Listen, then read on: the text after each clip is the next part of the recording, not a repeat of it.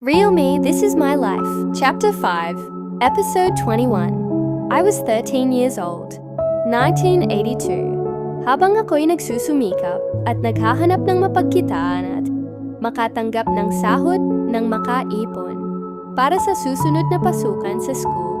Wala pang isang taon na matay, yung bunso kong kapatid. Buntis ulit si mama, lalaki na naman, ipinanganak niya. Nadagdagan na naman kami, naging 7 magkapatid ulit kami. Magkasunod sila ng taon.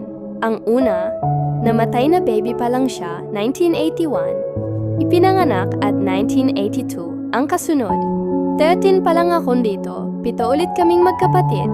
Abala ako sa paghahanap ng trabaho. Dami ko ng trabahong sinusubukan. Ayaw ko kasing masayang ang taon na hindi ako nag-aaral. At nasa bahay lang, walang ginawa kundi magtambay, magbabantay ng mga kapatid. Lalo na ngayon na dagdagan na naman kami.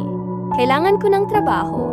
Meron din naman akong ibang kapatid na pwede nang magbabantay sa mga maliliit. Makakatulong kay mama. Itutuloy Ate Melby.